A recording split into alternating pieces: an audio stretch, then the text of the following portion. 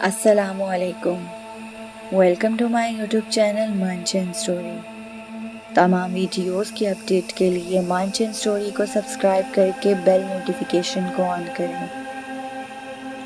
तो आइए आज की वीडियो में सुनते हैं किसी की ज़िंदगी की सच्ची, खौफनाक और पुरसरार कहानी। ये उन दिनों की बात है जब मैं और मेरा बड़ा भाई तलहा नए नए लंदन पहुंचे थे।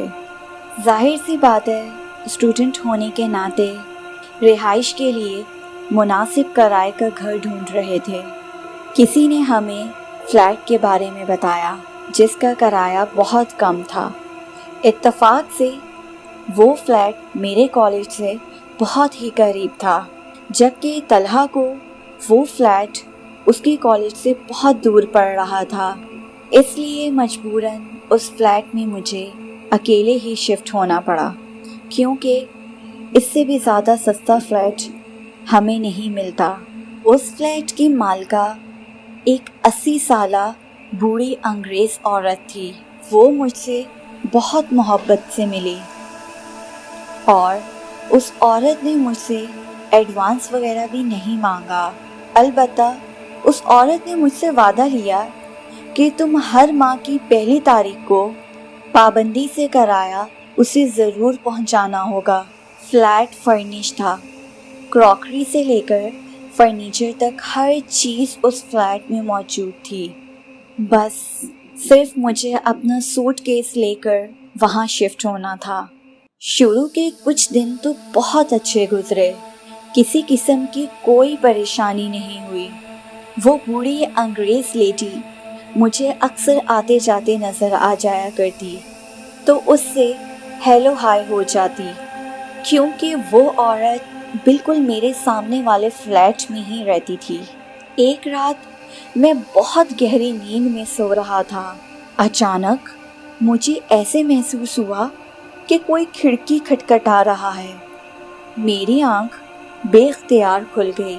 मैंने खिड़की की जानिब देखा तो 2 हाथ खिड़की पे मुझे नजर आए, तो मैं उछलकर अपने कमरे से बाहर निकल गया और बहुत तेजी से मैं खिड़की के नज़दीक आया तो हाथ एकदम गायब हो गए और मैं वहीं खड़ा का खड़ा रह गया और मेरा दिल बुरी तरह धड़क रहा था।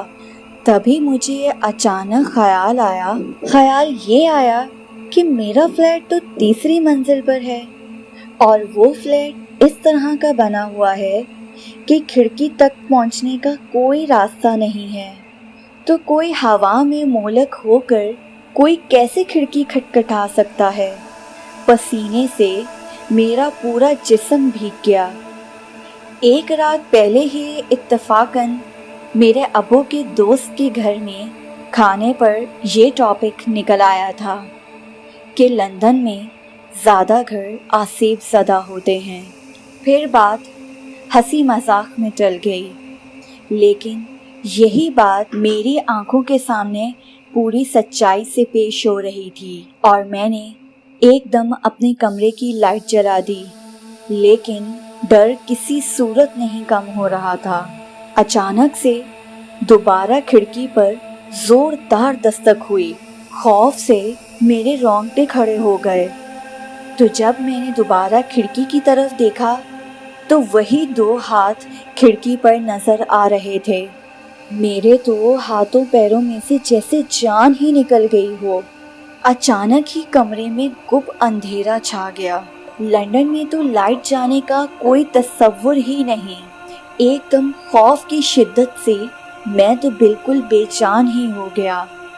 तभी मुझे ऐसा महसूस हुआ कि खिड़की धीरे धीरे खुल रही है।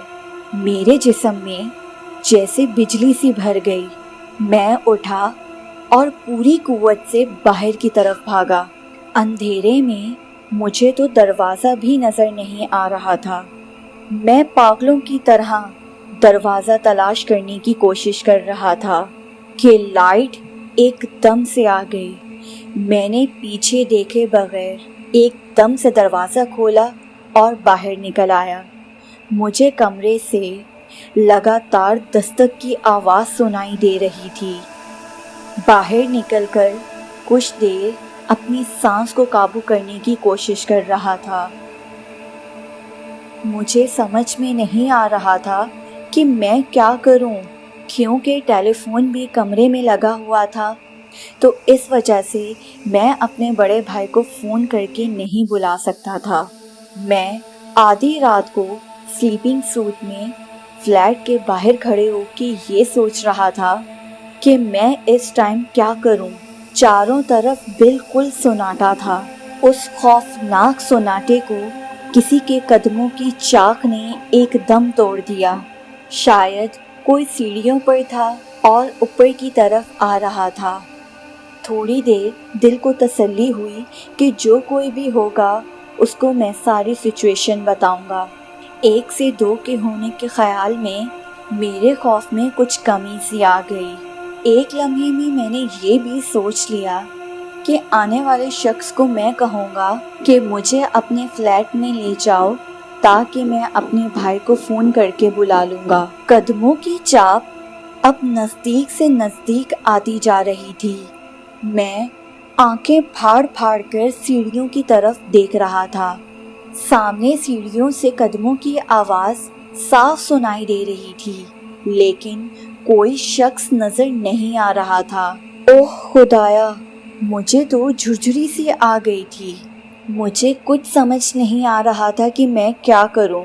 बिना सोचे समझे दूसरे फ्लैट की तरफ दौड़कर दरवाज़ा खटखटाया, जिस फ्लैट में मेरी लैंडलेडी रहती थीं। बहुत ज़ोर ज़ोर से मैंने दरवाज़ा धड़धड़ाया, लेकिन ये देखकर हैरान रह गया कि मेरा हाथ पड़ते ही एकदम से दरवाज़ा खुल गया, गोया वो ठीक से बंद ही ना था। शायद लैंडलेडी दरवाज़ा बंद करना भूल गई थी। मैं बिना कुछ सोचे समझे अंदर घुस गया। पूरे घर की लाइट्स बंद थीं, लेकिन सामने वाले कमरे में एक मध्यम सी लाइट जल रही थी। मिसेस जेनिफर, मैंने उनके कमरे के नज़दीक जाकर पुकारा, लेकिन कोई जवाब नहीं आया। शायद वो कोई मेडिसिन लेकर सोती हों, तभी उनकी आंख नहीं खुली। और एक बार फिर मैंने पुकारा, लेकिन जवाब फिर भी ना आया। तब मैं झिझकता हुआ उनके कमरे में दाखिल हुआ। वो सामने ही रिवॉल्विंग चेयर पर बैठी हुई नज़र आ गईं। अरे, ये तो जाग रही हैं, फिर जवाब क्यों नहीं दे रही? मैं तो पहले ही शदीद खौफ के ज़ेरे असर था। उस नई आफताब पर मैं मज़ीद और खौफज़दा हो गया। उस कमरे का माहौल बेहद पुरसरार लग रहा था। मैं आहिस्ता आहिस्ता चलता हुआ मिसेस जेनिफर के करीब आ गया। मैंने झुककर एक बार दोबारा उन्हें पुकारा, मिसेस जेनिफर, लेकिन फिर एक लम्हे को जैसे मैं शॉक ही हो गया। उनकी खुली हुई बेजान आंखें जैसे मुझे ही घूर रही थीं। मैं तो लरस कर 2 कदम पीछे हट गया। ओ अल्लाह, ये तो मर चुकी हैं। तब ही उन्हीं के कमरे की खिड़की पे अचानक दस्तक हुई। मैंने घबरा कर खिड़की की तरफ देखा तो खिड़की पर लगे 2 पर्दे आहिस्ता आहिस्ता सिसकने लगे, और जैसे ही पर्दे खिड़की के सामने से हटे तो मुझे खिड़की पर वही हाथ चिपके हुए नजर आए। खौफ की वजह से मेरी आंखों के आगे अंधेरा आता हुआ नजर आ रहा था। तभी अचानक मेरी ज़बान पर आयतल कुर्सी का विर्द शुरू हो गया। मैं आयतल कुर्सी का विर्द करते करते लड़खड़ाते उनके फ़ोन की तरफ बढ़ा। मैंने फ़ौरन ही पुलिस को फ़ोन किया और बस इतना ही बता सका कि यहाँ एक खातून की डेथ हो गई है। फिर उसके बाद मेरा जहन तारीकियों में डूब गया। तो जब मेरी आँख खुली तो तब मेरा भाई मेरे पास खड़ा था। सुबह की रोशनी चारों तरफ फैल चुकी थी।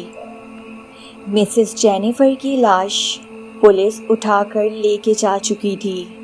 ان کی موت طبیعی ہوئی تھی، لیکن میرا دل اس بات کو ماننے کے لیے تیار نہیں تھا۔ مجھے پورا یقین تھا کہ ان کا مرنا بھی اس دہشت ناک واقعے کی وجہ تھی۔ میں نے تو وہ فلیٹ اسی ٹائم ہی چھوڑ دیا تھا۔ آج اس واقعے کو 10 سال گزر چکے ہیں، لیکن جب بھی وہ خوفناک رات اور فلیٹ یاد آتا ہے تو ایک دم مجھے خوف کی وجہ سے جھڑجھڑی آنے لگتی ہے۔ اگر آپ کو یہ کہانی پسند آئی تو نیچے کمنٹ باکس میں ضرور بتائیے گا۔ لائک اینڈ سبسکرائب کرنا مت بھولیے گا۔ اللہ حافظ۔